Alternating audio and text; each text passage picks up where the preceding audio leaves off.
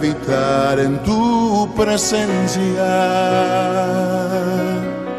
menguar para que crezcas tú y cada día seré más como tú. Quebranta mi corazón, quebranta mi vida, te entrego mi voluntad a ti. Todo lo que soy, Señor, todo cuanto tengo es tuyo. Yo quiero menguar para que crezcas tú.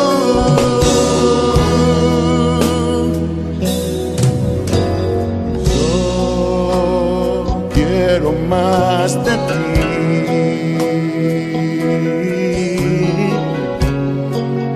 y habitar en tu presencia,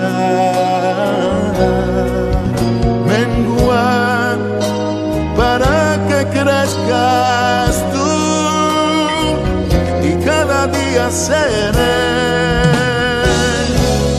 más como tú. Quebranta mi corazón, quebranta mi vida, te entrego mi voluntad a ti. Todo lo que soy, Señor, todo cuanto tengo es tuyo. Yo quiero menguar para que crezcas tú.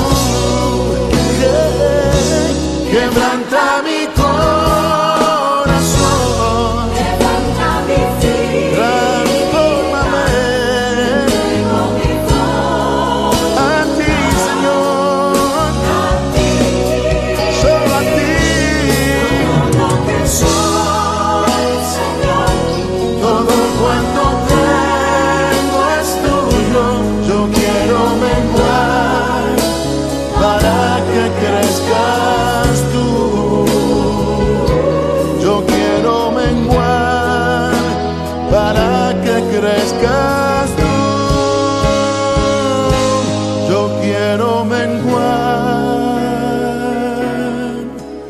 para que crezcas tú, Jesús.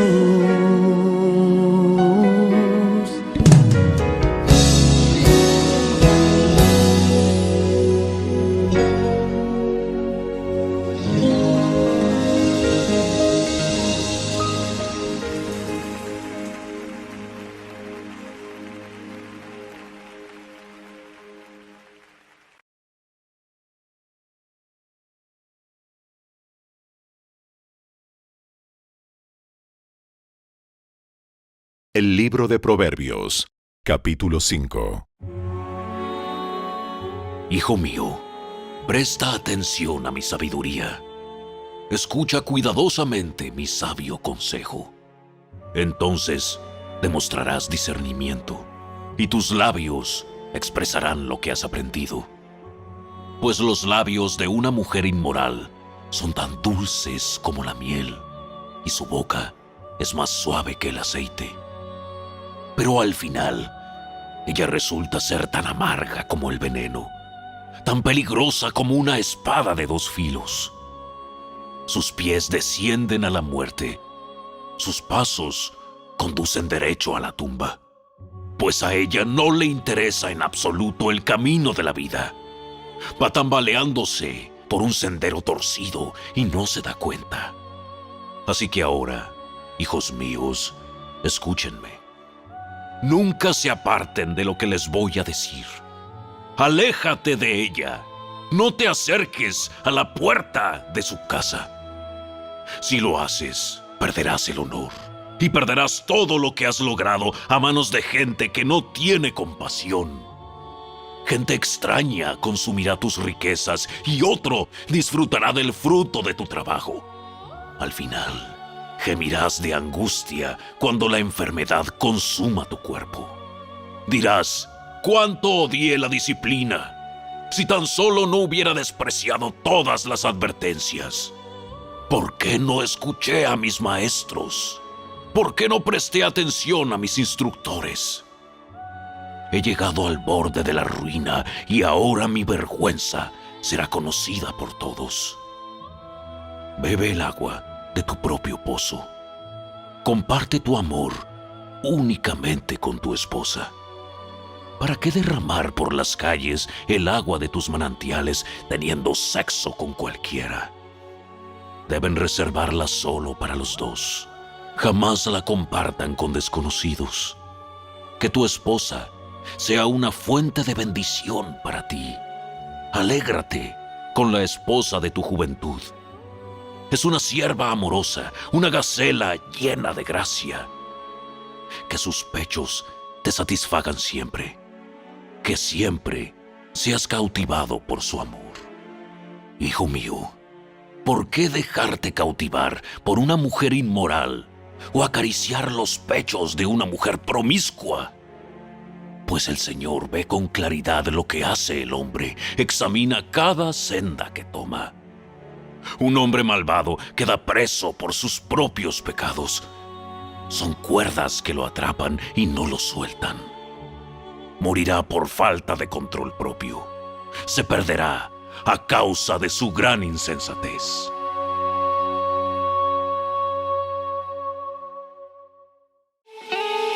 Si te gustó este video, dale me gusta, suscríbete a nuestro canal y asegúrate de activar la campanita de notificaciones para que siempre estés al día con nuestros nuevos recursos.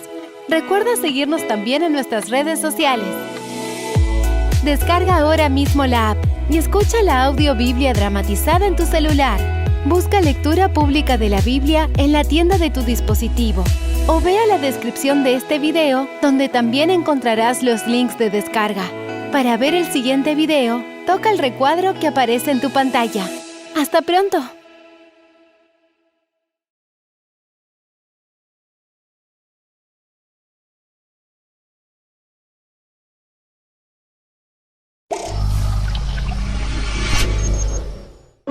Biblia explicada. Un recorrido diario por las Sagradas Escrituras.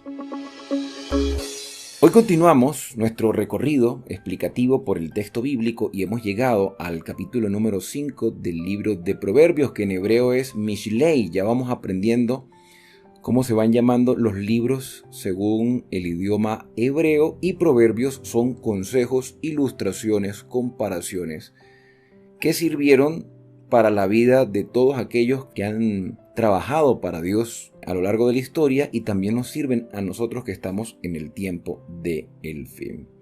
El capítulo número 5 continúa en la sección de consejos de un padre a su hijo. Así que vamos a comenzar la lectura. Dice a partir del versículo 1: Hijo mío, está atento a mi sabiduría e inclina tu oído a mi inteligencia, para que guardes discreción y tus labios conserven la ciencia.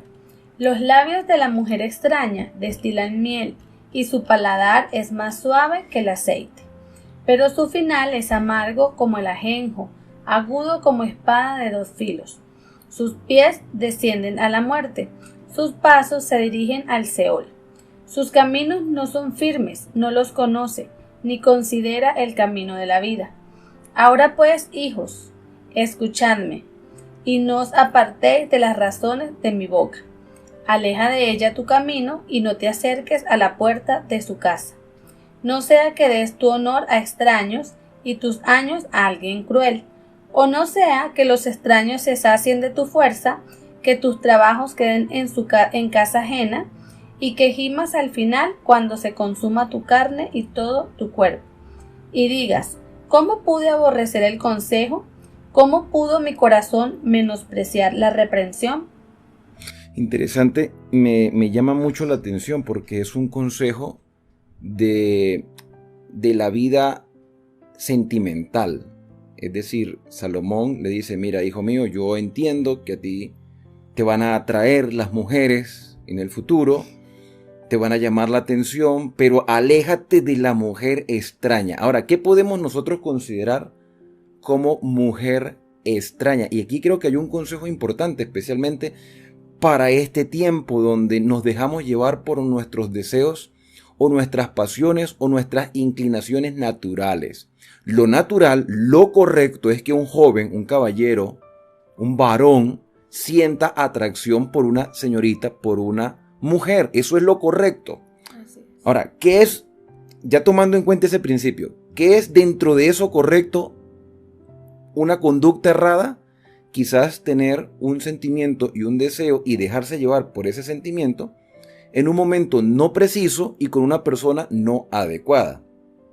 Quiere decir que inadecuado, entiéndase por mujer u hombre, en el caso de las damas, que no tienen el mismo temor y el mismo respeto que nosotros tenemos por Dios. Entonces, un padre desea que su hijo o su hija establezca una relación amorosa con alguien que tenga su misma fe. O sea, no unáis al yugo desigual. Los que estamos casados, o sea, los que ya formamos una familia, sabemos que el matrimonio no es nada fácil. Este año, si Dios nos lo permite, estaremos cumpliendo 19 años de casado. Ahora, creo que en 19 años hemos pasado por verdes, por maduras, por altas, por bajas, Por crisis. por situaciones donde incluso hemos llegado a pensar de que la relación no da para más. Incluso uno es tentado a conocer otras personas porque dice, me equivoqué, no debí haberme casado. Ahora, cuando uno cede a la tentación, cuando uno cede porque dice, me equivoqué o trato buscar en otra persona lo que no conseguí en mi pareja, entonces al ceder a la tentación y tengo un respeto a Dios, al final del placer lo que hay es remordimiento. Y si esa tentación persiste y nosotros seguimos alimentándola, traerá placer momentáneo, pero después del remordimiento viene la tristeza, porque el placer se desvanece, la amargura aumenta hasta hacer que la persona se convierta en un desvalido, un esclavo del pecado, y se le describe como aquel que desciende al lugar de los muertos. Dice el versículo 6, sus caminos, lo de la mujer extraña que seduce, sus caminos son torcidos y la persona no lo sabe que son torcidos. Entonces dice, considera tus caminos. Versículo 8, aleja de ella tu camino y no te acerques a la puerta de su casa. ¿Qué puede estar pasando en muchas congregaciones, en muchos hogares, en muchas iglesias el día de hoy? Decimos, no, es que en mi iglesia no hay mujeres. O las mujeres dicen, no, es que no hay jóvenes en la iglesia. Eso pasa a menudo con los jóvenes en la iglesia. Ellos de repente puede ser que entablen una amistad tan fuerte con los mismos, con los mismos pares, ¿no? Con las mismas personas de la iglesia, que tal vez no la ven o no los ven, en el caso de las damas, como de repente para una relación seria. Lo ven más como una amistad, como amor de hermanos, y en muchos casos pues ellos no los consideran como para una relación sentimental. Pero por eso se les aconseja a los jóvenes que no solamente pues se enfoquen en la iglesia a la cual pertenecen, hablando las congregaciones en de la general. congregación a la que pertenecen, sino que pueden conocer, sí, señoritas, jóvenes de la misma denominación, pero de otras congregaciones, de otra iglesia. Por eso es importante actividades como campamentos, congresos, retiros espirituales, donde te da la oportunidad de conocer personas de tu misma fe. Exacto. Y que puedan tener una atracción, porque todo comienza con lo físico. Ahora, hay un detalle interesante. Debemos diferenciar entre lo que es el amor verdadero a la infatuación. O sea, la infatuación se motiva solo por lo externo, por el físico, ¿sí? Ahora, el físico cambia con el paso del tiempo, nos vamos envejeciendo, el cuerpo se va deteriorando, pero lo que se desarrolla es el carácter. Tenemos que desarrollar el carácter y el temor, el respeto a Dios. No unáis a yugo desigual. Pudiéramos resumir estos primeros versículos diciendo que Salomón quería un buen matrimonio para su hijo y que no cediera ante la tentación. Las relaciones prematrimoniales son inadecuadas. Muchos ceden ante la inclinación natural del cuerpo Tienen relaciones antes del matrimonio y después se sufren las consecuencias. Sigamos leyendo. Cómo aborrecía el consejo y menosprecié la reprensión. Exacto. No oí la voz, dice el versículo 13, de los que me instruían.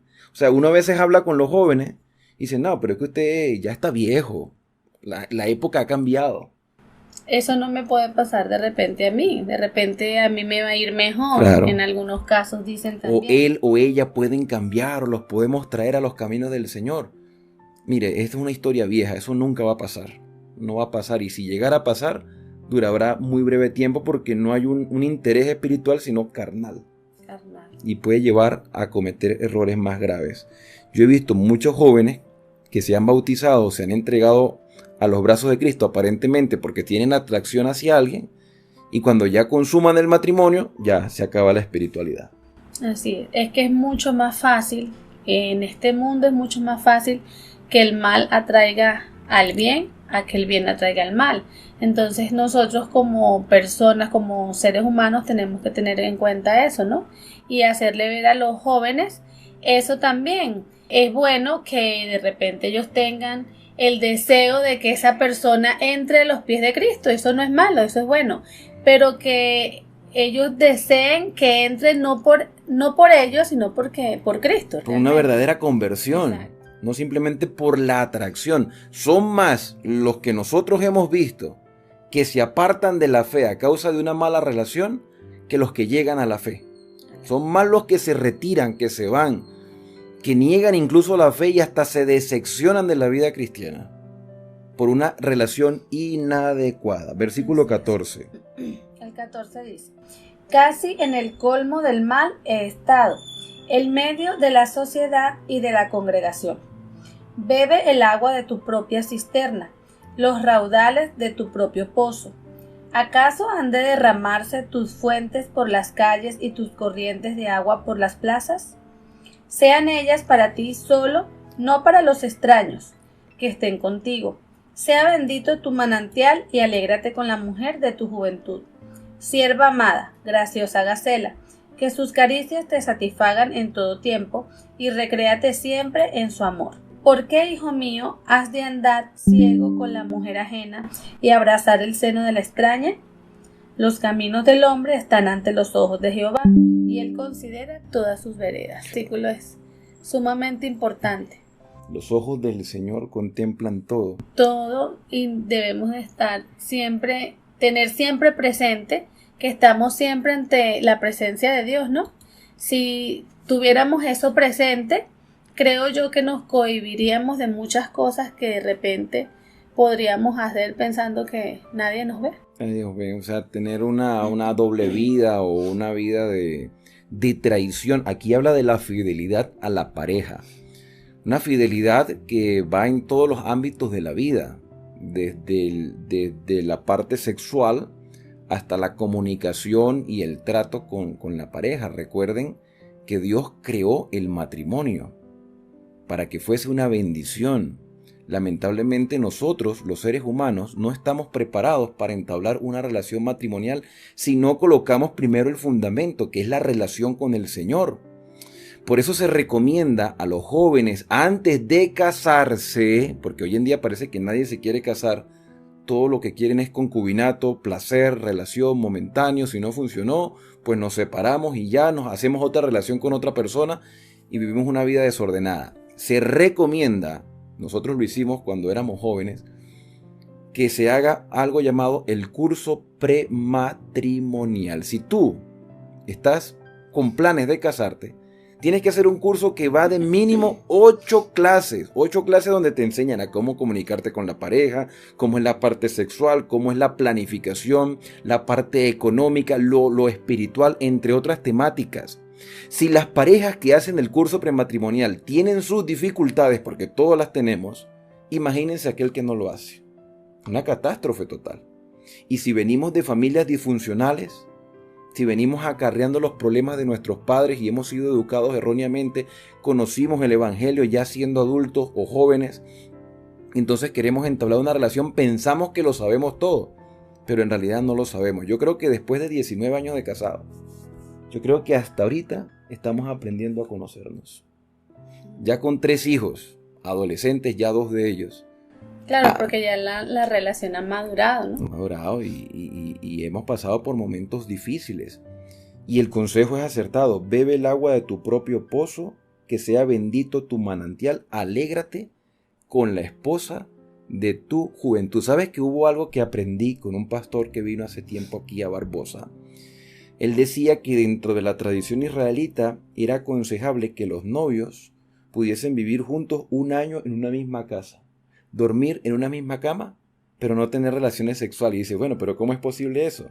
Era posible porque si ellos llegaban a tener relaciones sexuales, que nadie lo sabía, que existía la posibilidad, pero quedaban embarazados porque la mujer no se embaraza sola, a los 2 lo apedreaban, los mataban. O sea que era una tentación grande, pero también tenían que darse cuenta de que podían morir si cedían ante la tentación. Por eso es que habla aquí en el versículo, lo leímos en el versículo número 5, dice, sus pies descienden a la muerte, sus pasos conducen al sepulcro. Una relación inadecuada produce la muerte espiritual, pero en el tiempo antiguo producía la muerte literal. ¿Sí? Las personas las apedreaban. A veces hablamos mal de que en los tiempos antiguos apedreaban a las personas, a las mujeres no solamente, también a los hombres. Los apedreaban a los 2. Entonces había que mantener la pureza en todo sentido, porque sobre todo, y lo acabamos de leer, los ojos del Señor están en los caminos de los hombres. O sea, Dios mira el camino del hombre porque Dios está allí pendiente. Dice, hijo mío, ¿por qué apasionarte? ¿Por qué apasionarte? No sé cómo lo dice tu versión. ¿Por qué has de andar ciego con la mujer ajena? Correcto, o sea, ciego, una persona que se deja llevar por el impulso. Exacto. Va a tener placer, pero ese placer será momentáneo. En cambio, cuando uno establece una buena relación en medio de las subidas y las bajadas, puede decir, mira, nos sentimos plenos a pesar de nuestros errores. Y hay paz en el corazón. Y hay tranquilidad. Y uno disfruta del matrimonio en todos los ámbitos, desde la parte económica, como la parte sexual, como la parte comunicacional. Ya somos tan familiares que contamos y sabemos todo el uno del otro, pero eso no es de la noche a la mañana, eso es con el paso del tiempo. Yo me imagino que Salomón quería lo mejor para su hijo, a pesar de que Salomón cometió esos mismos errores de los cuales él aconsejó. Y supongo yo que Salomón también, mientras daba estos consejos, se acordaría de su padre, ¿no? Sí, de los errores de David. De hecho, Salomón nació de una relación ilícita. Bueno, pues ya no estaban ilícitos. No, ya se habían casado, pero sabía la historia. Sabía la historia. Sabía la historia de que esa no era la esposa real de David. Exacto. Era la esposa de Urías, y la Biblia lo deja enfático, la mujer de Urías. Y me imagino que por eso es que él dice que todo eso lleva a la muerte, porque él tuvo que haber conocido, ¿sí?, la historia de Urías, cómo murió por traición y por toda la esa traición cosa. Y todo eso pues hizo que él pues diera esos consejos. El versículo 21 termina diciendo, considera todas sus veredas. El Señor considera las veredas, los caminos del hombre. Vamos a terminar con los versículos 22 y 23. Dice así: apresarán al malvado sus propias iniquidades, retenido será con las ligaduras de su pecado. Él morirá por falta de disciplina y errará por lo inmenso de su locura. Interesante, ¿no? Morirá por falta de disciplina, de autocontrol, de dominio propio. El comentario dice que como el pecador rechaza la instrucción, o sea, la persona que está inclinada hacia las pasiones rechaza la instrucción, inevitablemente sigue enredándose más y más en los lazos del pecado.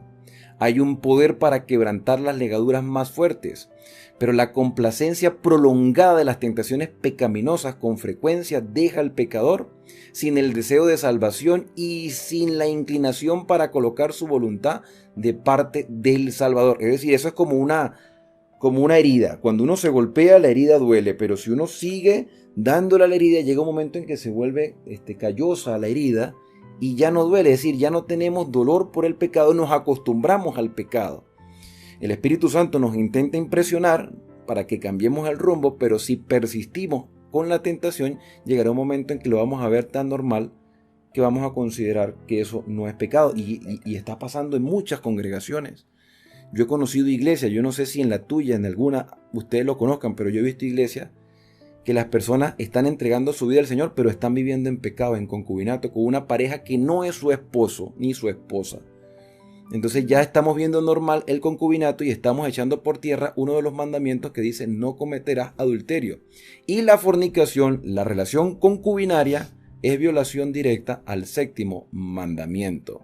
No hay esperanza para aquel que no busca al Señor, no porque Dios no quiera brindarle esa esperanza, sino que la persona ya se endurece y no puede el Señor salvar a alguien que no tiene necesidad de un cambio. Dice el versículo 23, morirá por falta de disciplina, de autocontrol, de dominio propio. Y es que el autocontrol forma parte esencial de la vida del ser humano. Elena de White dice en Conducción del Niño que una de las primeras lecciones que se le debe enseñar al niño, aparte de la obediencia, es el autocontrol, porque con ella conlleva muchas cosas. Si nos ponemos a darnos cuenta de la vida de algunos, pues, vamos a decirlo así, héroes de la Biblia, vemos a Sansón que por no tener autocontrol sufrió muchas cosas que Dios no habría querido para él. En cambio, José venció la tentación. Tuvo autocontrol. Y eso que la mujer lo desnudó y todo, y prácticamente lo obligó a tener sexo con ella, él salió corriendo y dejó la ropa tirada. En cambio, Sansón dice, esta es la mujer que me agrada, y esas mujeres lo llevaron a la perdición. Y es así como termina este proverbio. Morirá por falta de disciplina y errará por su gran locura. ¿Cómo lo dice la otra versión? Igual. Por lo inmenso de su locura. La gran locura. Es una locura dejarse llevar por la pasión. Podrás sentir un placer momentáneo, pero a la final habrá un dolor que llevará muchos años de vida cargando ese dolor. Pero quiero decirte que a pesar de eso, hay esperanza si buscas al Señor. Si no lo buscas y si no te pones en sus manos, entonces ahí se termina la esperanza. Pero hay esperanza para todo aquel que quiere cambiar. Así es. ¿Qué te ha parecido este capítulo? Espero que haya sido de bendición para tu vida. ¿Qué te parece si nos acercamos a Dios a través de la oración? Querido Padre, muchas gracias, Señor, porque tú nos instruyes. Sabemos que como hombres y mujeres tenemos tentaciones, unos más fuertes que otras, principalmente con nuestras relaciones o nuestros gustos y nuestras emociones. Ayúdanos, Señor, a vencer cada tentación. Tanto solteros como casados padecemos por esas luchas, pero hoy hemos aceptado el consejo, la reprensión, la disciplina para no ceder ante algo que puede causar placer momentáneo, pero que a la final nos lleva a una destrucción completa. Hoy hay esperanza para nosotros y queremos aprovecharla. Son agradecimientos que hoy te hacemos en el santo y bendito nombre de Cristo Jesús. Amén. Amén. La invitación es para que puedas acompañarnos al próximo capítulo. Así que no olvides suscribirte a este canal, activar las notificaciones, comparte tu experiencia en el número de contacto que está en pantalla, cómo te ha funcionado seguir estos consejos y si realmente crees que son importantes para tu vida. Que Dios pueda guiar tus pasos. Nos vemos en el próximo capítulo.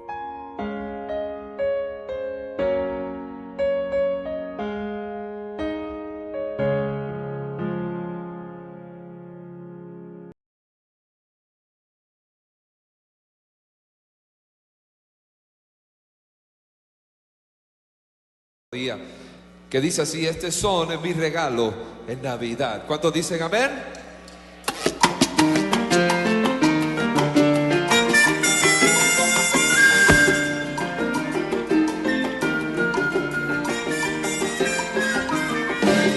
Este son es mi regalo en Navidad.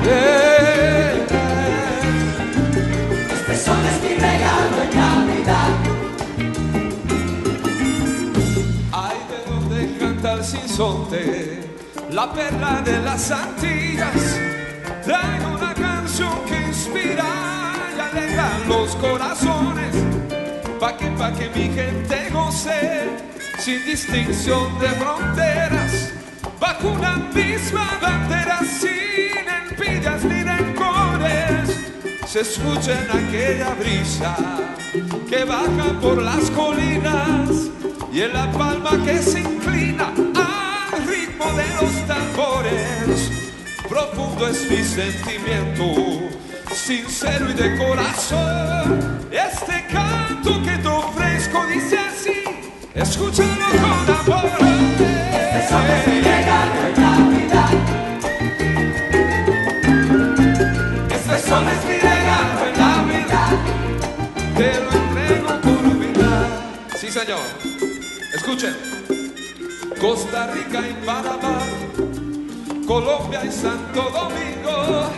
Este ritmo que les brindo es parte de quien soy. Guatemala y El Salvador, México, les amo tanto. Y a la isla del encanto yo le doy mi corazón, mi corazón. Este sol es mi regalo en Navidad. ¡Epa! Este sol es mi regalo en Navidad. Sí. Ayúdame con las palmas.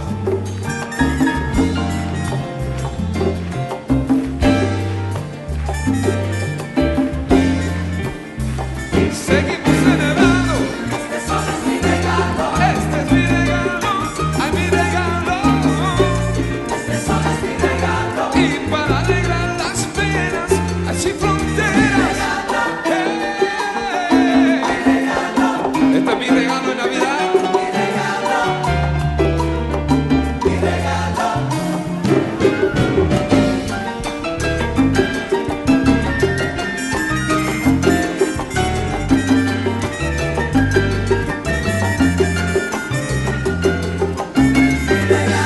Escucha lo que te digo, me sale del corazón. Esta canción te dedico con todo mi cariño y todo mi amor.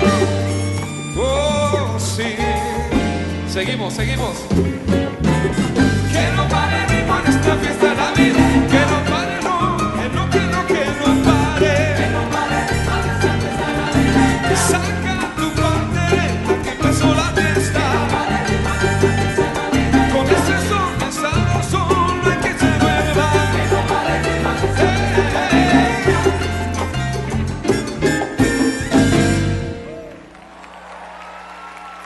¡Qué lindo!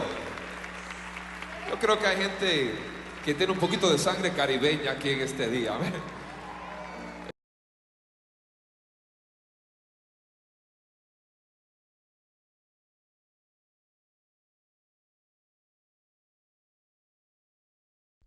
El Evangelio según Mateo. Es uno de los registros oficiales más tempranos acerca de Jesús de Nazaret, su vida, su muerte y su resurrección. El libro como tal es anónimo, pero la tradición confiable más temprana lo relaciona con Mateo, el recaudador de impuestos que fue uno de los 12 apóstoles que Jesús nombró y que de hecho aparece en el libro mismo. Durante alrededor de 30 o 40 años, los apóstoles enseñaron y transmitieron su testimonio acerca de Jesús de manera oral, junto a las enseñanzas que todos ellos habían memorizado.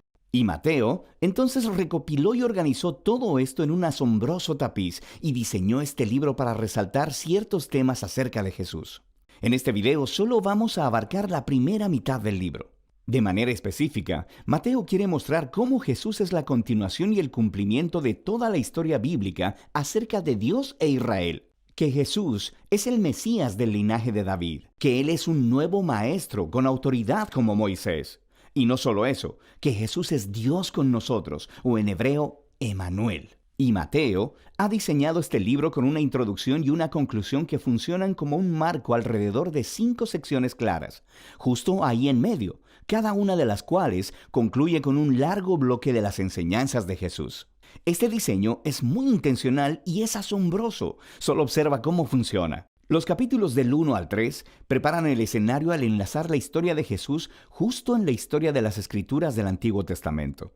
Así que Mateo inicia con una genealogía acerca de Jesús que resalta cómo Él viene del linaje mesiánico del hijo de David y que Él es un hijo de Abraham. Esto quiere decir que Él va a traer la bendición de Dios a todas las naciones. Después de esto tenemos la famosa historia del nacimiento de Jesús y de cómo todos los eventos cumplieron las promesas proféticas del Antiguo Testamento, de que las naciones vendrían y honrarían al Mesías, que el Mesías nacería en Belén, y más que eso, de la concepción de Jesús por el Espíritu Santo, su nombre Emmanuel.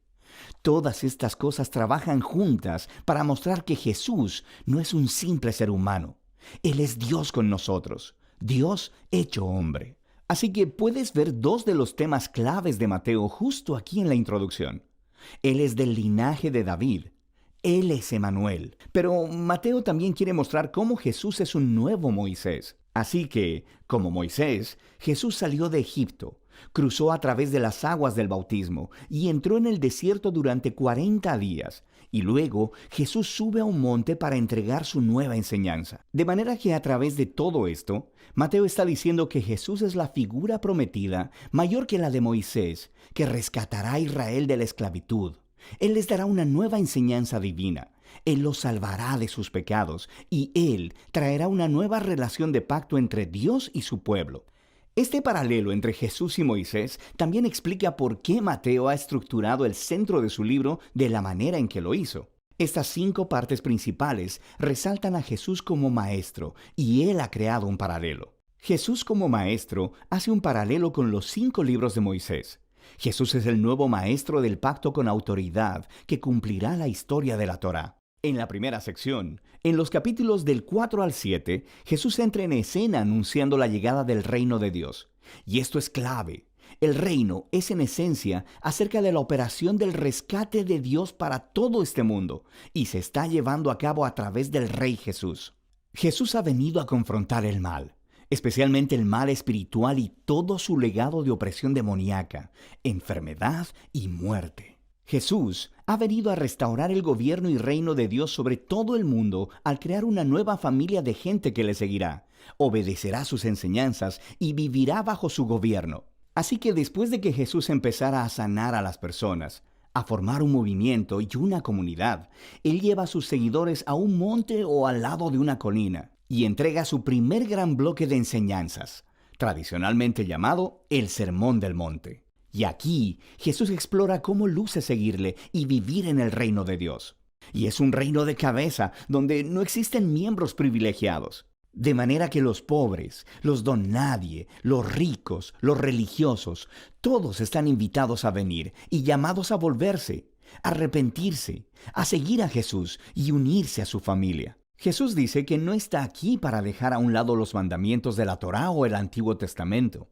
Más bien, Él está aquí para cumplir todo eso a través de su vida, a través de sus enseñanzas. Él está aquí para transformar los corazones de su pueblo, para que realmente puedan amar a Dios y amar a su prójimo, incluyendo a su enemigo. Después de concluir esta gran enseñanza acerca del reino, la siguiente sección nos muestra a Jesús trayendo el reino a la realidad en la vida diaria de las personas. Así que Mateo organizó aquí 9 historias acerca de Jesús trayendo el poder del reino de Dios a las vidas de aquellas personas que están quebrantadas y en dolor. Hay 3 grupos de 3 historias, y se tratan de personas que están enfermas o tienen cuerpos quebrantados o están en peligro. Y Jesús las sana o salva a través de actos de gracia y poder. Y luego, justo en medio de estas triadas, encontramos 2 historias paralelas acerca del llamado de Jesús de que las personas deberían seguirle. Aquí, Mateo está resaltando un punto. Uno solo puede experimentar el poder de la gracia de Jesús al seguirle y volverse su discípulo. Después de que Mateo ha mostrado el poder del reino a través de Jesús, Jesús extiende su alcance al enviar a los 12 discípulos, quienes harán lo que Él ha estado haciendo. Esto nos lleva al segundo gran bloque de enseñanzas, en el capítulo 10. Y aquí, Jesús les enseña a sus discípulos cómo anunciar el reino y qué esperar cuando lo hagan.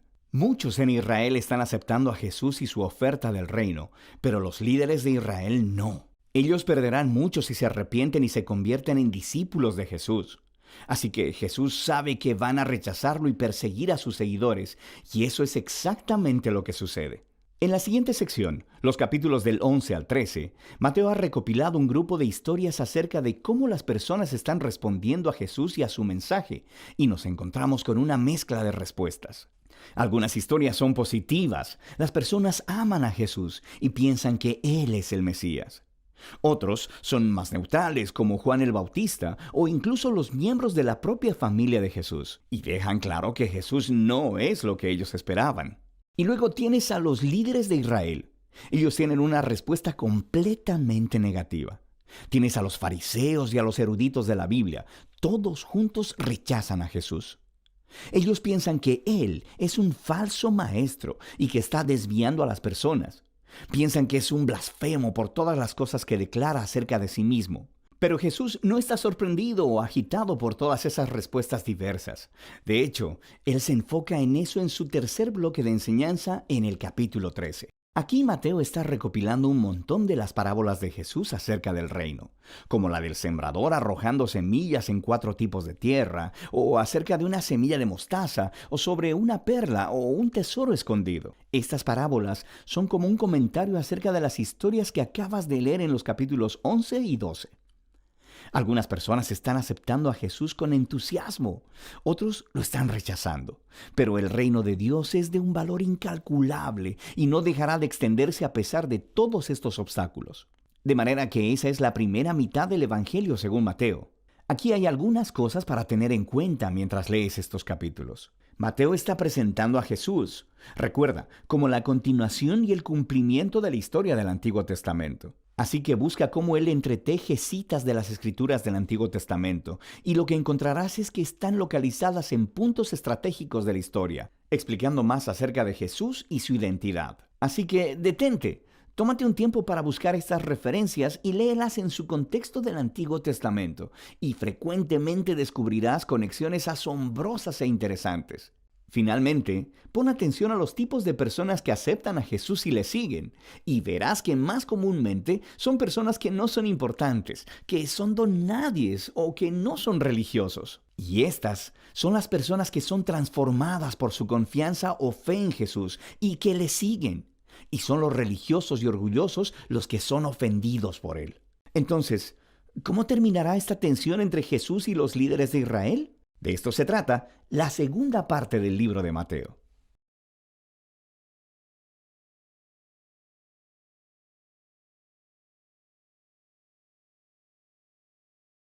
El Evangelio según Mateo, capítulo 1.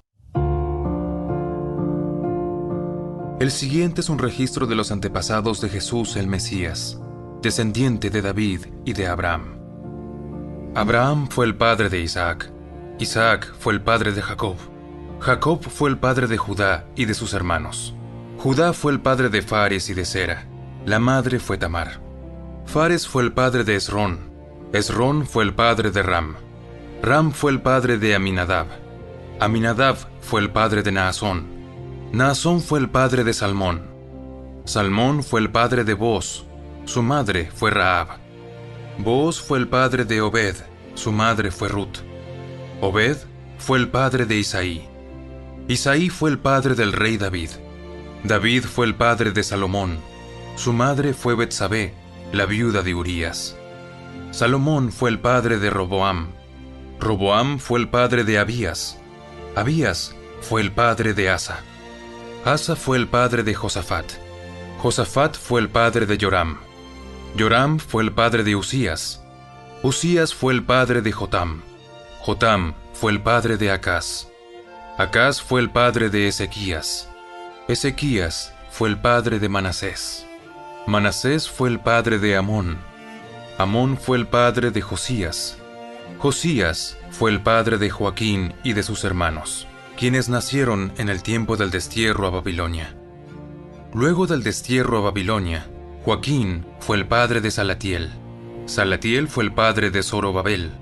Zorobabel fue el padre de Abiud. Abiud fue el padre de Eliakim. Eliakim fue el padre de Azor. Azor fue el padre de Sadoc. Sadoc fue el padre de Akim. Akim fue el padre de Eliud. Eliud fue el padre de Eleazar. Eleazar fue el padre de Matán. Matán fue el padre de Jacob. Jacob fue el padre de José, esposo de María. María dio a luz a Jesús, quien es llamado el Mesías. Todos los que aparecen en la lista abarcan 14 generaciones desde Abraham hasta David, 14 desde David hasta el destierro a Babilonia y 14 desde el destierro a Babilonia hasta el Mesías. Este es el relato de cómo nació Jesús el Mesías. Su madre María estaba comprometida para casarse con José, pero antes de que la boda se realizara, mientras todavía era virgen, quedó embarazada mediante el poder del Espíritu Santo. José, su prometido, era un hombre bueno y no quiso avergonzarla en público. Por lo tanto, decidió romper el compromiso en privado. Mientras consideraba esa posibilidad, un ángel del Señor se le apareció en un sueño. José, hijo de David, no tengas miedo de recibir a María por esposa, porque el niño que lleva dentro de ella fue concebido por el Espíritu Santo.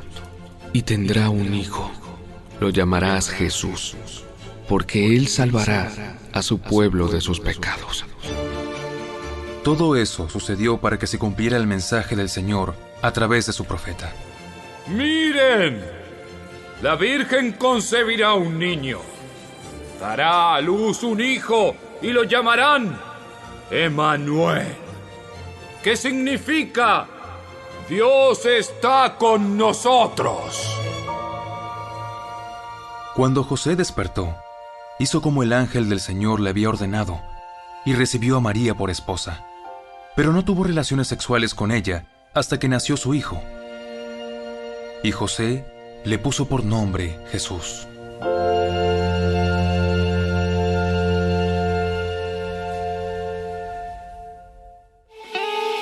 Si te gustó este video, dale me gusta, suscríbete a nuestro canal y asegúrate de activar la campanita de notificaciones para que siempre estés al día con nuestros nuevos recursos. Recuerda seguirnos también en nuestras redes sociales. Descarga ahora mismo la app y escucha la audiobiblia dramatizada en tu celular. Busca lectura pública de la Biblia en la tienda de tu dispositivo o vea la descripción de este video donde también encontrarás los links de descarga. Para ver el siguiente video, toca el recuadro que aparece en tu pantalla. ¡Hasta pronto!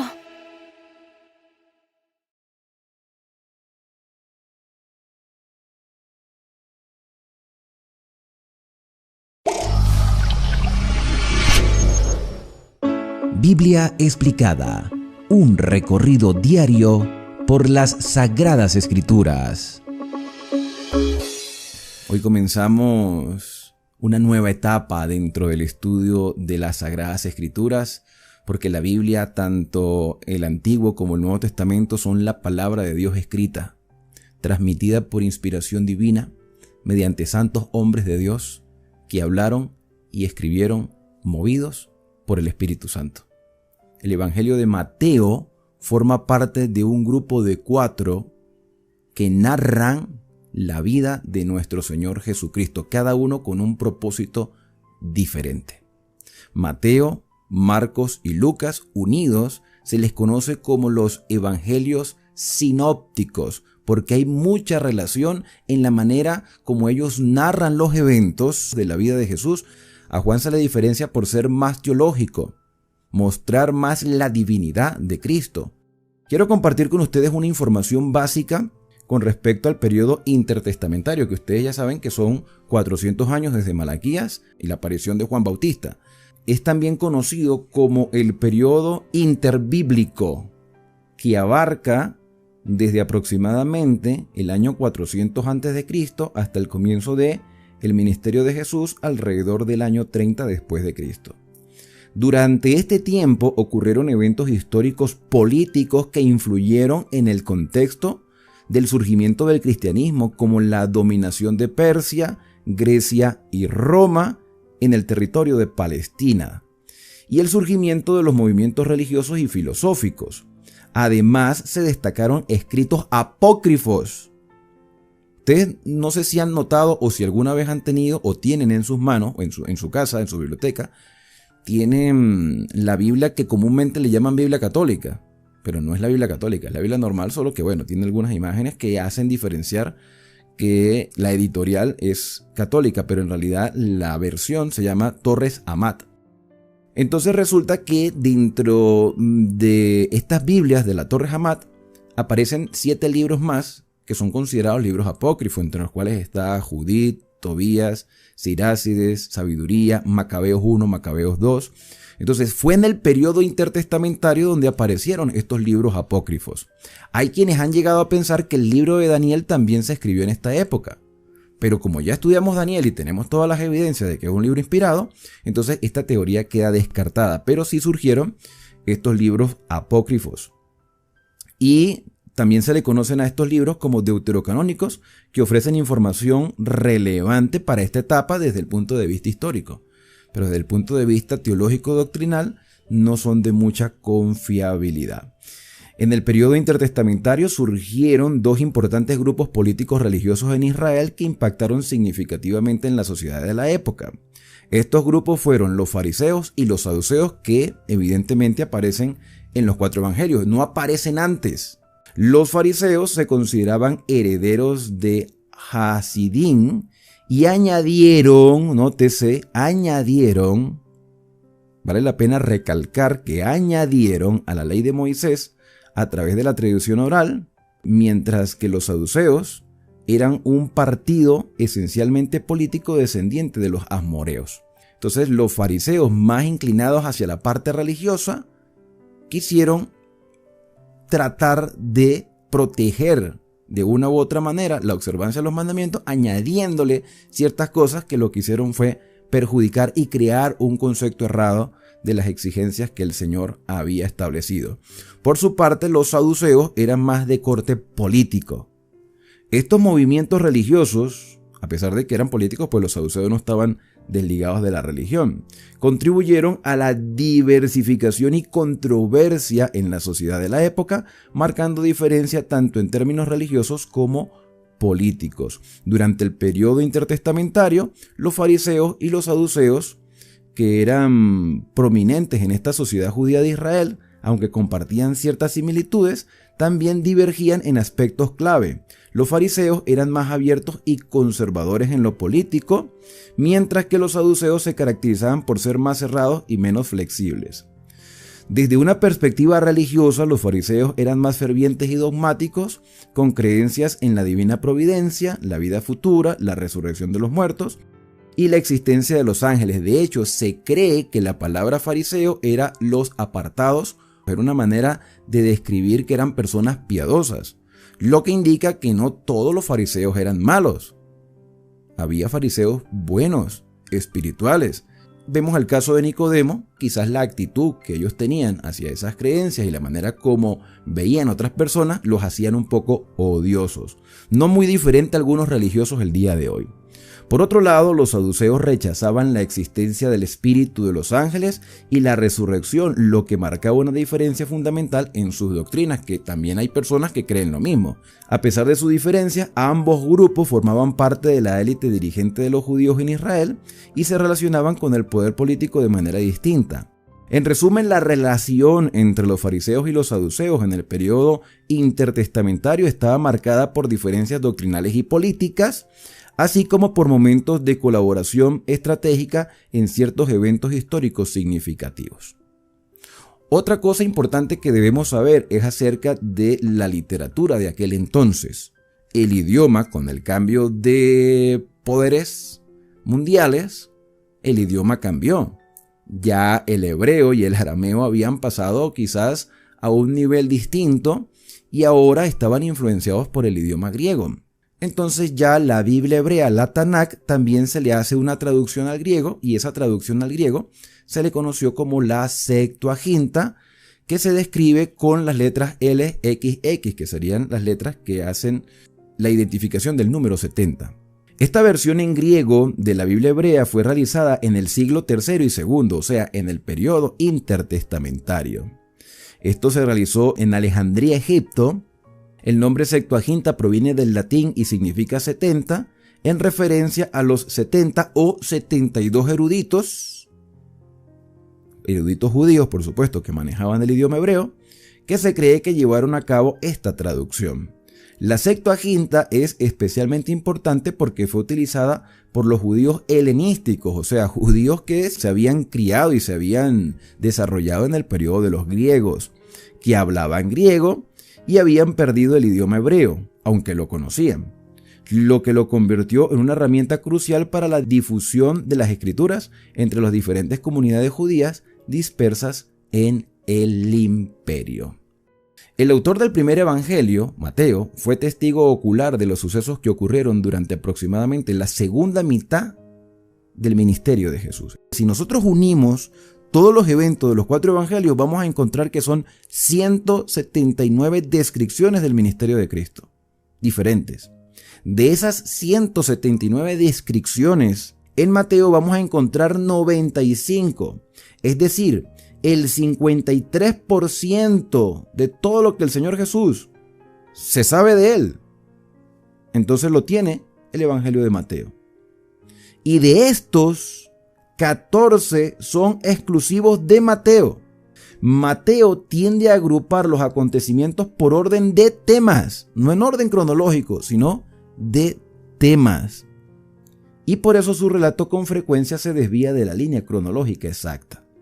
Mateo es por excelencia el reportero de los sermones de Jesús y otros discursos, como el Sermón del Monte de los capítulos del 5 hasta el 7, las instrucciones dadas a los 12 apóstoles en el capítulo 10, el Sermón junto al mar del capítulo 13, las enseñanzas del último día en el templo en los capítulos 21 y 22, y el regreso de nuestro Señor, o sea, el sermón de Mateo 24 y 25, donde el mismo Señor Jesús habló de los eventos finales.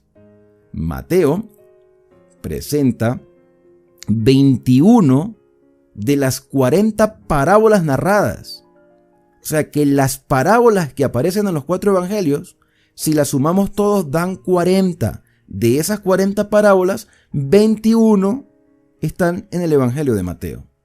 Y en el caso de los milagros, se registran 35 milagros en los 4 evangelios.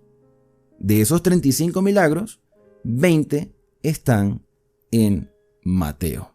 Otro detalle importante del evangelio de Mateo es que hace una descripción de Jesús como el rey prometido, el Mesías que habría de venir del linaje de David y del linaje de Abraham. Y es precisamente hablando del linaje como Mateo comienza su evangelio. Así que vamos a abrir nuestras Biblias y vamos a ver la división que hace Mateo de esta genealogía. Versículo número 1. Libro de la genealogía de Jesús, hijo de David, hijo de Abraham. O sea, viene del linaje real. Es el hijo de la promesa. Dios le dijo a Abraham, por medio de ti serán benditas todas las familias de la tierra.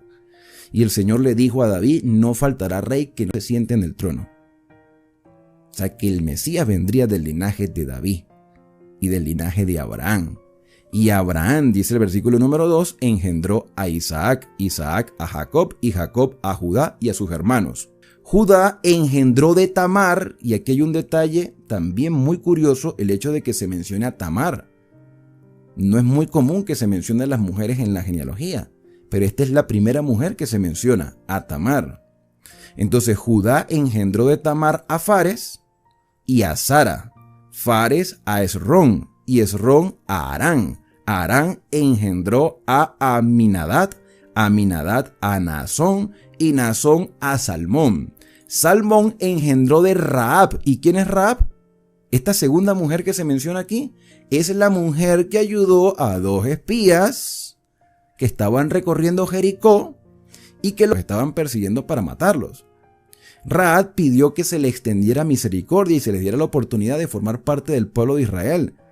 Ella y su familia. Esa obra de fe que hizo Rahab no solamente le salvó la vida física, sino que también hizo que ella formara parte de la genealogía mesiánica. Tenemos 2 mujeres cuya credibilidad quizás no sea la mejor, ni la de Tamar por lo que hizo engañando a Judá, ni lo de Rahab por la vida que llevó antes de aceptar la fe en las promesas del Señor. Y yo no entiendo cómo hay gente que dice que la Biblia es machista, cuando aquí vemos que realmente se realza la fe de 2 mujeres que, aunque imperfectas, pudieron aprender a confiar en el Señor. Tamar y Rahab.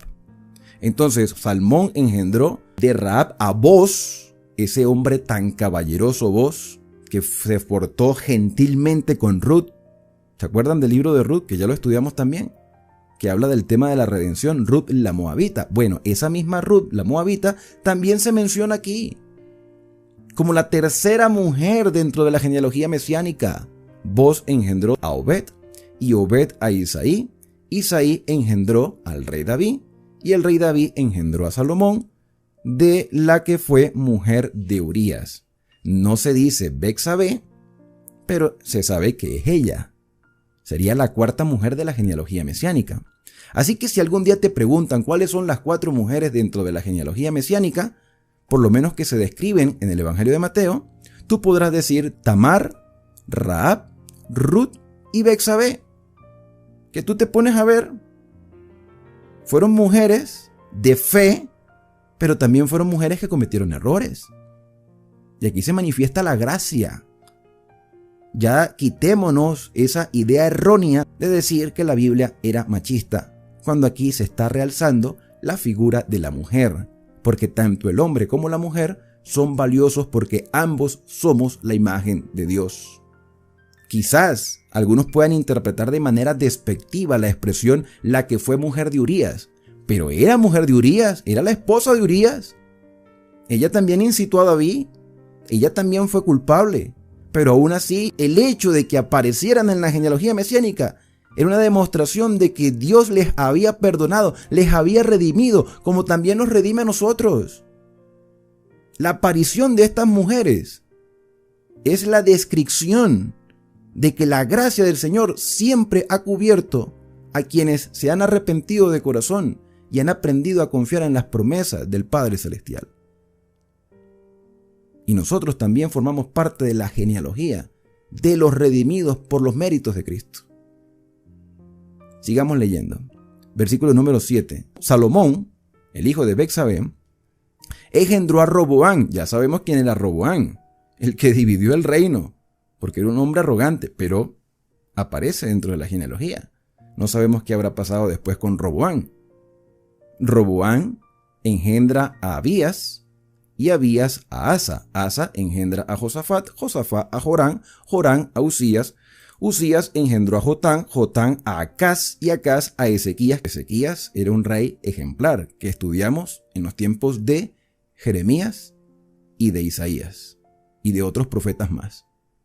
Ezequías engendró a Manasés, ese famoso Manasés que fue quizás uno de los peores reyes que se sentó en el trono de Judá. Y aquí Manasés también es la demostración del perdón y la gracia de Dios. Todos estos hombres son imperfectos. Tú te pones a ver, todos cometieron errores. Y posiblemente la mayoría de ellos estarán o están en la lista de quienes se salvarán por la gracia del Señor. Para saber un poco más de estos personajes, si aún no has visto los capítulos anteriores de los libros de Reyes, Crónicas y de los profetas mayores y menores, te invito a que puedas hacer un repaso para conocer un poco más de estos hombres. Manasés engendró a Amón y Amón a Josías, que también fue un buen rey que lamentablemente murió a temprana edad. Josías engendró a Jeconías. Este Jeconías es Joacim, hermano de Joacás y de Sedequías, en el tiempo de la deportación de Babilonia. Ahora, aquí cambia una etapa. Aquí comienza el periodo de los 70 años del exilio, predichos por el profeta Jeremías. Después de la deportación de Babilonia, después de ese exilio de 70 años, Jeconías engendró a Salatiel, Salatiel a Zorobabel, Zorobabel engendró a Abiud, Abiud a Eliaquín, Eliaquín a Azor, Azor engendró a Sadoc, Sadoc a Aquín, y Aquín a Eliú, Eliú engendró a Eleazar, Eleazar a Matán, Matán a Jacob, y Jacob engendró a José. Se dice rápido, ¿verdad? Pero entre la deportación a Babilonia a José, ahí pasaron bastantes años. Bastantes años. Y esto evidentemente nos dice que aquí hay omisión de nombres. Estos no fueron todos los nombres. Aquí se omitió gente. O sea, no puedo creer que nada más haya habido esa generación en un periodo de más de 400 años. Más de 400 años. ¿Con qué propósito Mateo hace estas omisiones? Vamos a seguir leyendo. De manera que todas las generaciones desde Abraham hasta David son 14. Desde David hasta la deportación a Babilonia son 14. Y desde la deportación a Babilonia hasta Cristo también hay 14. Pero es que Mateo está haciendo omisiones. ¿Por qué él utiliza esta métrica de 14? Algunos han tratado de explicarla para que, haya una simetría. Pero yo he ido descubriendo algunas cosas desde el idioma original. Resulta ser que el número 15, que no se menciona aquí por ningún lado, no se menciona 15 generaciones, sino 14. Evidentemente, estos son los nombres en orden, pero aquí hay omisiones. Es cuestión de comparar la genealogía que presenta Lucas y te darás cuenta que es mucho más amplia. Pero el hecho de que Mateo haya hecho una estructura intencional de 14 generaciones, que no era que le estaba añadiendo, era que estaba omitiendo. O sea, estos sí fueron los descendientes del Mesías, o sí fueron el linaje de la promesa que, aunque fueron imperfectos, por allí fue que el Señor escogió pagar el precio del pecado de toda la humanidad. Pero lo que yo descubrí en el hebreo hace poco, y me pareció muy interesante, es el hecho que el número 15 no se menciona. ¿Y por qué no se menciona? Porque resulta que la manera de escribir 15, ustedes saben que los judíos, los israelitas, ellos no tenían números sino letras. Y las letras también representaban números. Entonces, por ejemplo, la letra Aleph, que es la primera letra del alefato, es el número 1. Y así sucesivamente. La letra que representa el número 10 es Iot. Iot. Iot es la primera letra con que se escribe el nombre del Señor en hebreo. El Señor en hebreo se escribe Yu, Yot, Hei, la letra Hei, una Bat y otra Hei. Yu, Hei, Ba, Hei, que transliterado al castellano es YHWH. Bueno, eso que nosotros vemos como una Y, que es la Yot, representa el número 10. Y la segunda letra del nombre del Señor, Hei, es la letra que tiene el numeral 5, o sea, 15. Entonces, cuando los hebreos van a escribir 15, en lugar de escribir Yu, Hei, lo que hacen es cambiar las letras de posición para no utilizar las primeras dos que hacen referencia al nombre del Señor, porque es un nombre que deben tener con mucho respeto, y ni siquiera lo pronuncian, porque ellos no dicen Yuhei Bahei, dicen Adonai. Entonces, ¿qué hacen? Cambian las dos letras. Ponen la Hei primero y la Yod después, y ya saben que no es que dice 51, porque no es como los números nuestros. No, es que ellos saben que ese cambio es 15 porque no pueden pronunciar, por respeto, el nombre del Señor. ¿Qué quería decir entonces Mateo, o qué percibo yo? Que como con el Señor Jesús termina la generación 14ª según la manera como Él lo explica, quiere decir ya no hay más allá de Jesús. Ya no hay más generación después de Jesús. Todo lo que venga después de Jesús, todos hijos de Jesús, todos sus criaturas, redimidos por su sangre. El hecho de haber mencionado a Abraham y de mencionar a David desde el principio, cosa muy diferente de lo que hace Lucas. Lucas comienza desde Jesús y termina en Adán.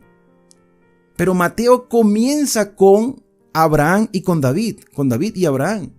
Como queriendo decir, este es el rey prometido, de aquí para allá no hay más nada. Y menciona eventos particulares como la deportación a Babilonia. Por supuesto, menciona desde Abraham a David, de David a la deportación, que fue un evento traumático con la caída del templo.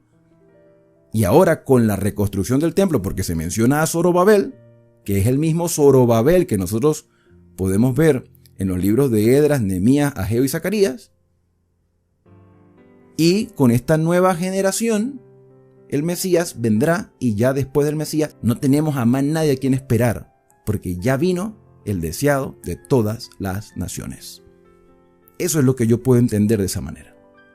Cuando él ya hace esta presentación de las genealogías, subdividiéndola en 3 partes de 14 cada una, mostrando a Jesús como la 14ª generación, entonces dice, de aquí para allá es Dios. Él es Dios. Dice el versículo número 18, el nacimiento de Jesucristo fue así. Estando desposada María, su madre, con José, o sea, estaban comprometidos, antes de que se juntasen, se halló que había concebido del Espíritu Santo. Interesante esto, ¿verdad? Mateo es muy directo en este asunto. Mira, ¿sabe cuántos años pasó el Señor para poder encontrar una mujer idónea? Idónea. Yo no le resto espiritualidad ni méritos a María. Pudo haber tenido, no sé, algún tipo de defecto de carácter, no lo sé porque la Biblia no describe nada de eso. Era una muchacha normal como cualquier otra, con la diferencia es que tenía una profunda relación espiritual con Dios, una mujer espiritual, que tenía planes de formar su hogar. Es la quinta mujer mencionada en la genealogía mesiánica. Acuérdense, Tamar, Rahab, Ruth, Betsabé y ahora María. Las primeras 4 les podemos narrar los errores. A María no hay por lo menos hasta el momento un error que se le mencione a María. Pero era un ser humano como tú y yo, como yo. No es que estaba en el cielo y bajó ahora, pero sí era una mujer espiritual. Porque el Señor tuvo que esperar tantos años para poder encontrar no solo a María, sino también a José. No le restemos mérito a José. Encontrar a estos jóvenes que eran jóvenes, quizás José un poco más avanzado en edad. Hay quienes dicen que José ya había tenido otro matrimonio, cosa que aquí no lo dice. Hay gente que asume que los hermanos que se describen más adelante de Jesús eran hijos, los primeros hijos de José, cosa que aquí Mateo no está entrando en esa temática. Solamente los menciona, y el hecho de haberlos mencionado como los padres de crianza de Jesús indica que eran una pareja espiritual, porque el Señor no le iba a conferir a alguien la responsabilidad de Dios hecho hombre a una pareja de una gente que no era espiritual. Si hay algo que no le podemos negar jamás a José y a María, era su relación de vida espiritual. ¿Que eran seres humanos normales? Sí. Pero tampoco podemos rebajar a José y a María al punto de decir que no, que ellos no eran santos. Claro que eran santos.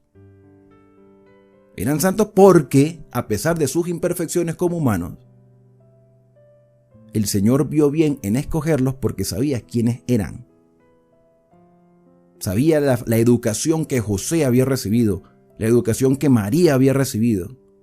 Y entre todas las mujeres del mundo y entre todos los hombres del mundo, de todas las épocas, estos fueron los escogidos para educar. ¿Tú te imaginas la responsabilidad tan grande que tenía José y María de cuidar al Salvador del mundo? No podían ser padres caprichosos, ni padres negligentes, ni padres autoritarios. Como dice el doctor Zavala en uno de sus libros, debieron haber sido padres persuasivos, que les enseñarían al Salvador, que era el Salvador. Porque no dudemos tampoco de la humanidad de Jesús. Jesús era Dios, pero también era hombre. Y aquí nos estaríamos adentrando a temas de cristología.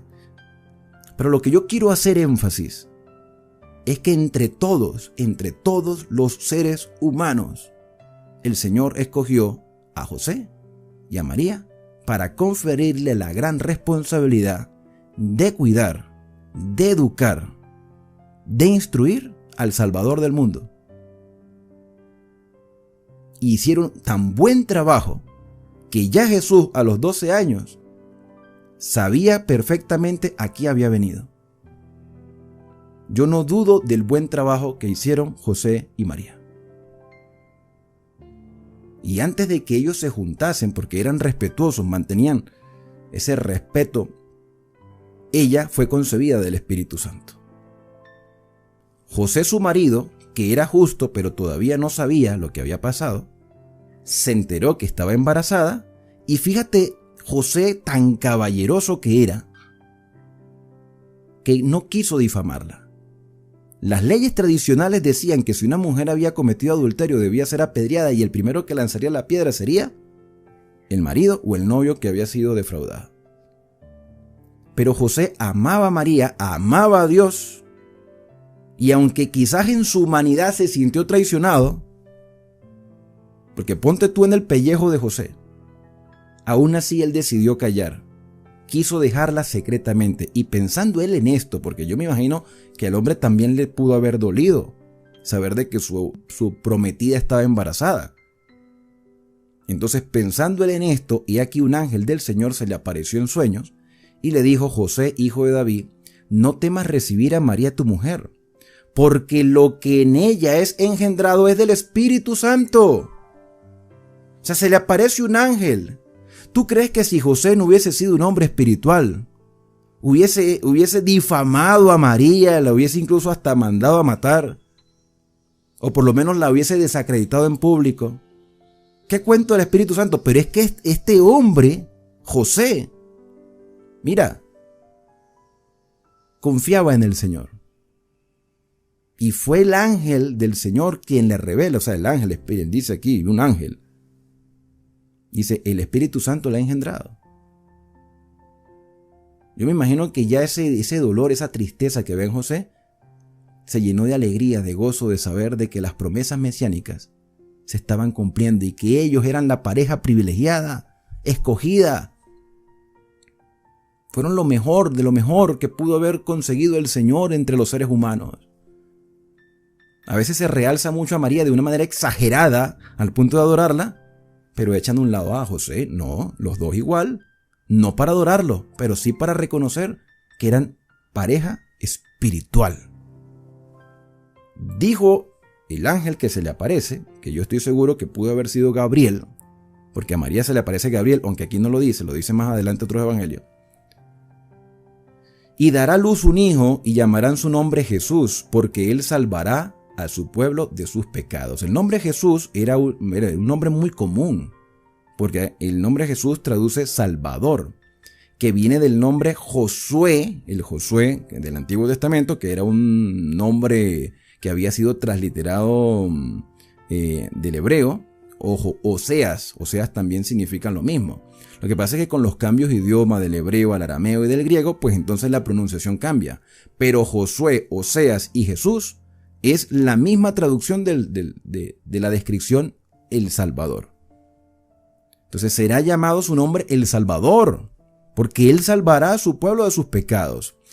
Todo esto aconteció para que se cumpliese lo dicho por el Señor por medio del profeta, cuando dijo: He aquí una virgen concebirá y dará a luz un hijo.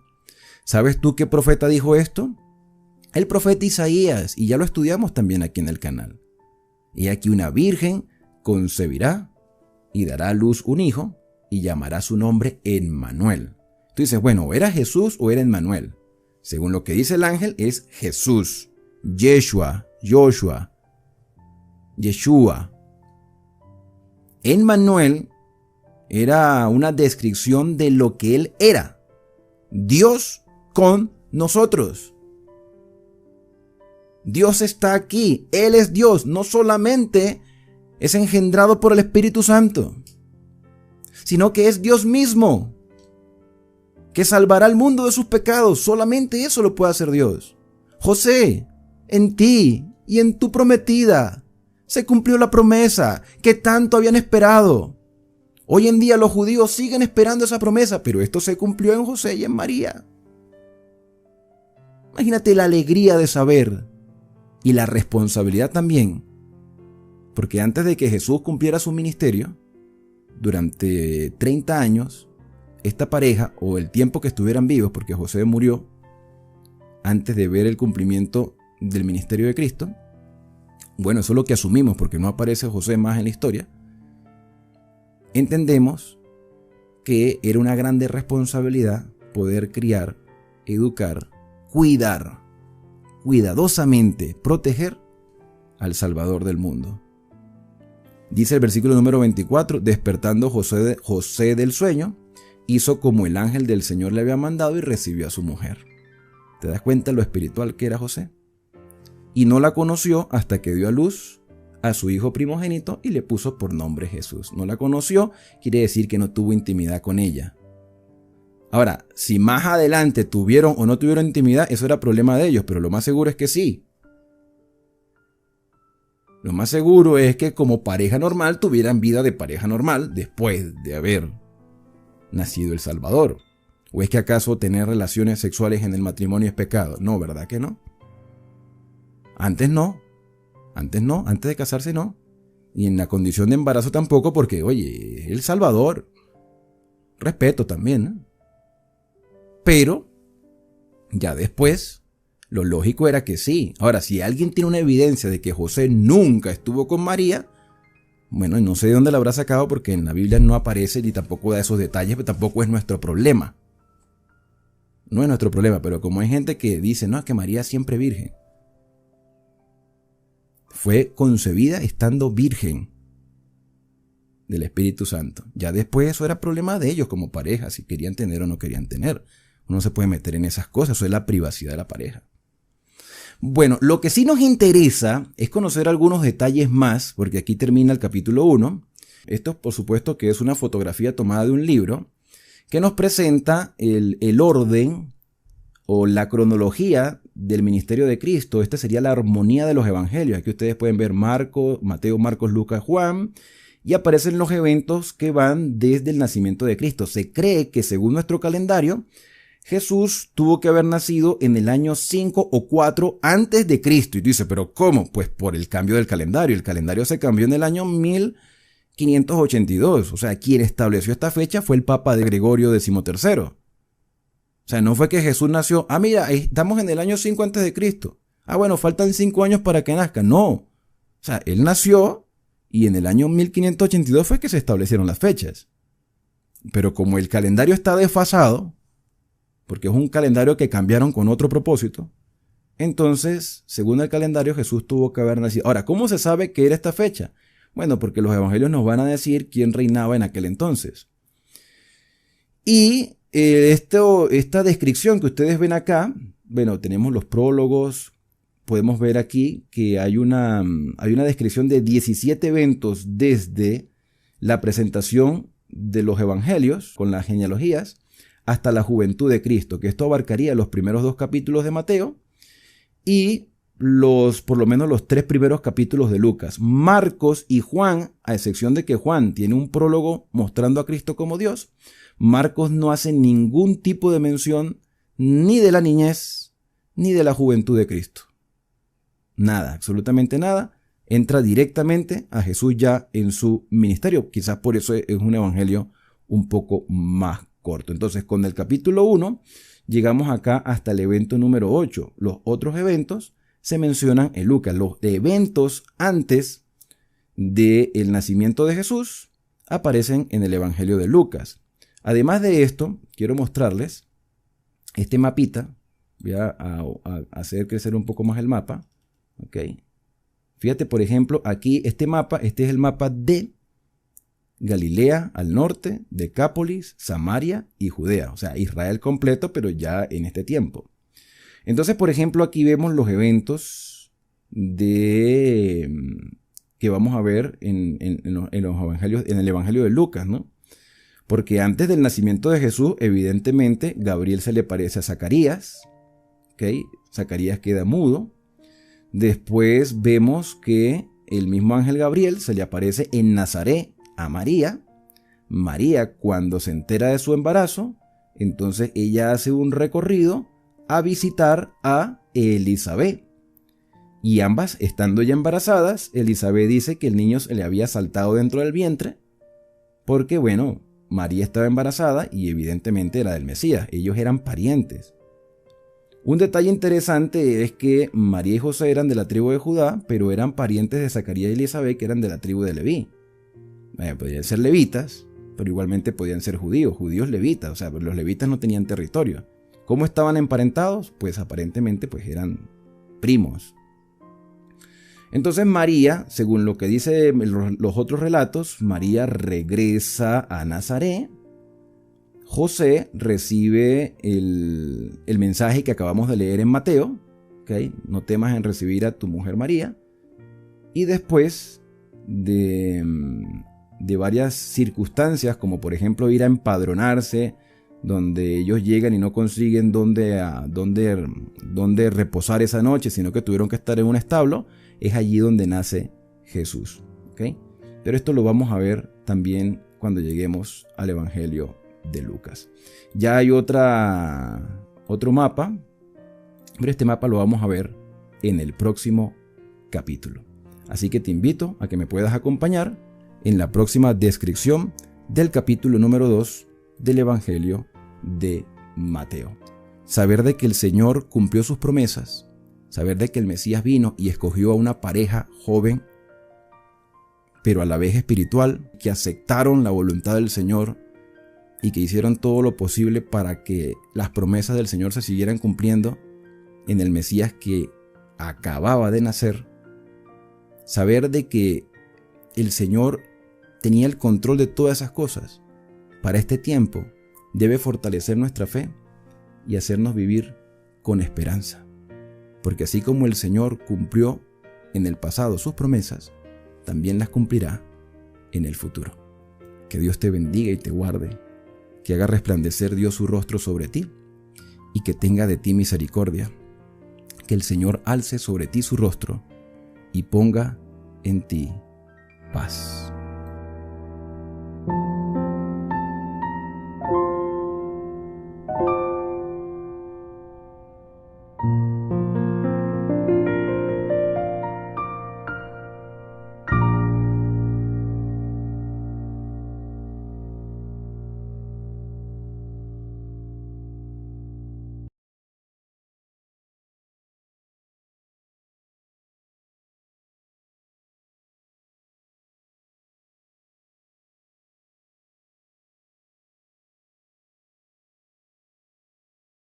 Examinemos su nacimiento. Mateo 1, del 18 al 23.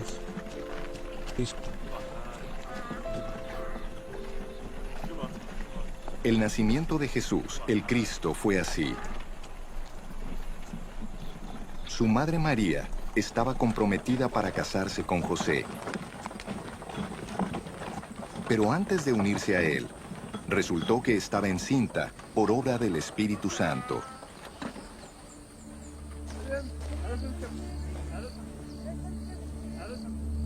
Como José, su esposo, era un hombre justo y no quería exponerla a vergüenza pública, resolvió divorciarse de ella en secreto.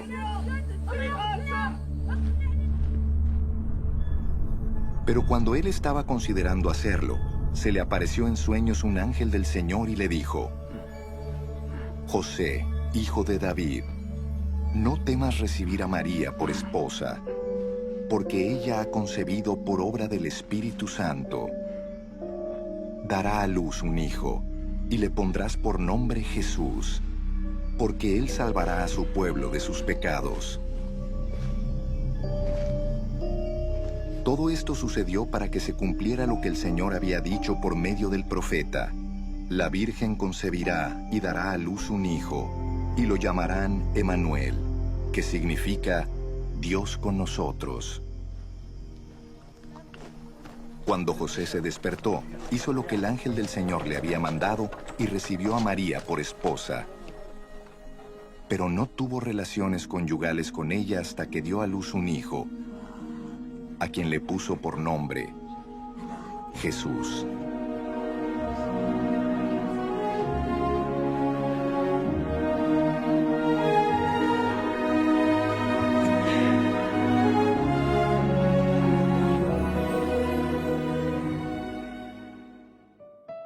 Las circunstancias que rodearon el nacimiento de Jesús no fueron nada fáciles. El ángel, la concepción virginal, la angustia de María, las dudas de José, el viaje a Belén, etc. Jesús fue rechazado aún antes de nacer por los mesoneros y, en ignorancia, por José. Él comprende nuestra situación y puede llenar cualquier vacío, por muy hondo que sea.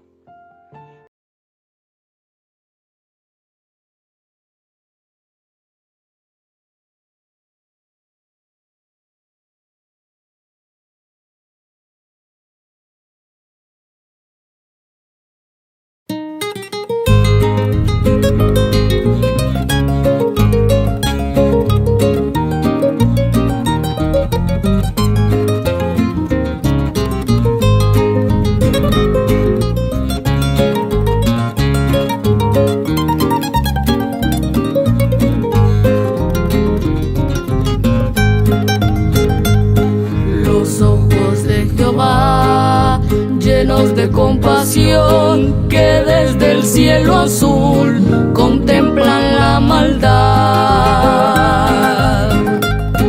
En días de Noé, cuando el hombre sin Dios no quiso obedecer la voz de santidad, y por su rebelión y duro corazón les alcanzó su mal, y del cielo bajó con todo su furor el juicio destructor del diluvio fatal, y del cielo bajó con todo su furor el juicio destructor del diluvio fatal.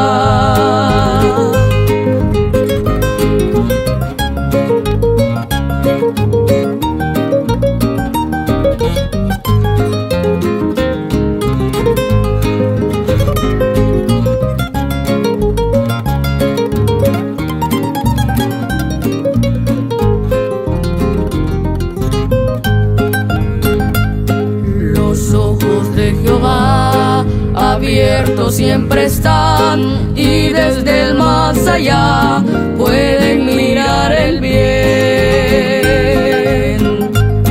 Allá cuando Israel, que cautivo cayó, Jehová siempre miró a su siervo Daniel.